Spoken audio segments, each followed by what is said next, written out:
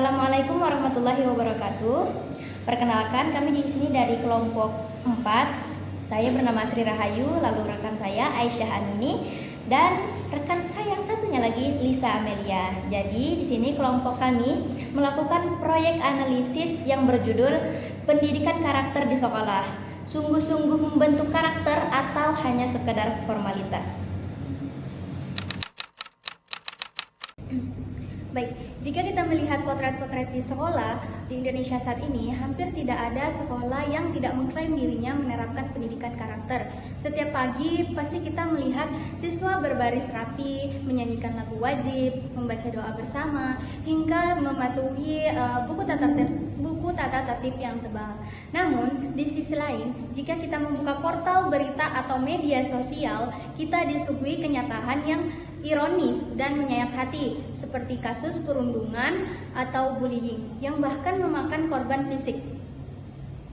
Tawuran antar pelajar, budaya menyontek massal saat ujian, hingga tindakan tidak jujur lainnya justru tumbuh subur di lingkungan yang katanya mendidik karakter ini. Pendidikan mendasar yang kelompok kami ajukan adalah mengapa kontradiksi ini bisa terjadi? Apakah selama ini sistem pendidikan kita benar-benar telah menyentuh hati, empati, dan pikiran terdalam siswa?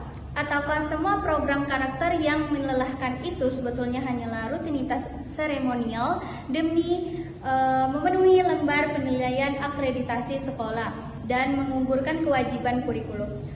Untuk membedakan secara ilmiah, rekan saya akan menjelaskan poin analisis yang pertama. Untuk menjawab pertanyaan mengapa program pendidikan karakter di banyak sekolah belum berhasil mengubah perilaku nyata siswa dalam kehidupan sehari-hari. Kelompok kami menggunakan pisau analisis dari teori Limas Likona. Likona menegaskan bahwa karakter yang mulia itu ditopang oleh 3 pilar yang utuh. Yang pertama, moral knowing atau pengetahuan moral. Yang kedua, moral feeling atau perasaan moral. Dan yang ketiga, moral action atau tindakan moral. Nah, tapi realita di lapangan menunjukkan bahwa sekolah kita terlalu condong pada pilar yang pertama, yaitu moral knowing. Siswa dijejali materi, diuji dalam lembar soal, dan mereka tahu secara teoritis bahwa jujur itu baik dan korupsi atau menyontek itu buruk. Nilai rapor mereka untuk aspek kepribadian mungkin mendapatkan nilai A. Namun, sekolah merupakan aspek moral feeling, yaitu bagaimana menumbuhkan rasa cinta pada kebenaran, rasa bersalah yang mendalam jika menyakiti orang lain, dan empati sosial. Tanpa adanya moral feeling, maka pilar ketiga yaitu moral action tidak akan pernah muncul secara tulus. Siswa bersikap baik hanya karena ada kontrol eksternal berupa guru atau CCTV sekolah. Begitu mereka keluar dari gerbang sekolah dan lepas dari pengawasan, nilai-nilai itu langsung luntur karena tidak pernah diinternalisasi ke dalam struktur psikologis mereka sendiri. Nah, inilah mengapa perubahan perilaku itu tidak pernah bersifat permanen. Kami juga menganalisis pertanyaan kedua, apakah karakter itu sebenarnya bisa diajarkan di sekolah atau ia hanya bisa bertumbuh dari pengalaman nyata. Nah, kelompok kami berargumen bahwa karakter sama sekali tidak bisa diajarkan dengan metode doktrinasi atau ceramah satu arah di dalam kelas.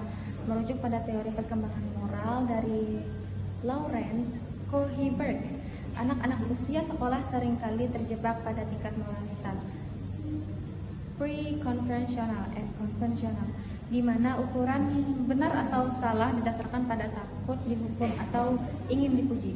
Jika sekolah terus menggunakan metode yang mengedepankan hukuman fisik, ancaman, poin atau sebaliknya, sekedar memberikan hadiah kosmetik, maka siswa tidak akan pernah naik ke tingkat moralitas yang otonom atau berprinsip. Jadi, karakter hanya bisa ditumbuhkan melalui ekosistem pengalaman nyata. Karakter hanya bisa ditumbuhkan melalui ekosistem pengalaman nyata atau habituation namanya.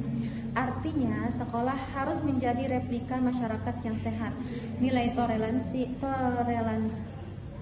toleransi misalnya tidak akan pernah dipahami siswa hanya dengan membaca buku teks. Nilai itu baru akan tumbuh ketika sekolah memberikan pengalaman nyata seperti proyek kelompok, heterogen, ruang diskusi yang menghargai perbedaan pendapat tanpa takut salah, serta perlibatan aktif siswa dalam menyelesaikan konflik interpersonal mereka secara damai. Karakter adalah buah dari pembiasaan yang dialami langsung. Bagian terakhir yang tidak kalah penting dalam analisis kami adalah menguji peran guru sebagai teladan utama, serta sejauh mana hal ini benar-benar terjadi di Indonesia. Ada pepatah kuno mengatakan bahwa karakter itu ditularkan, bukan diajarkan. Guru adalah epicentrum dari penularan nilai tersebut. Namun, kita harus melihat masalah ini secara objektif dan sistemik. Tantangan terbesar para guru di Indonesia saat ini adalah beban administratif yang luar biasa berat. Pertama, guru dituntut menyusun perangkat pembelajaran yang rumit dan mengisi berbagai aplikasi pelaporan, hingga urusan birokrasi pelaporan kurikulum yang menyita banyak waktu dan energi. Akibat beban overload yang ini, waktu berkualitas guru untuk berinteraksi secara emosional dengan siswa menjadi terkikis. Hubungan guru dan murid bergeser menjadi hubungan transaksional akademik belaka. Ketika guru stres dan kelelahan, sangat sulit bagi mereka untuk menampilkan performa keteladanan yang sabar, humanis, dan penuh perhatian.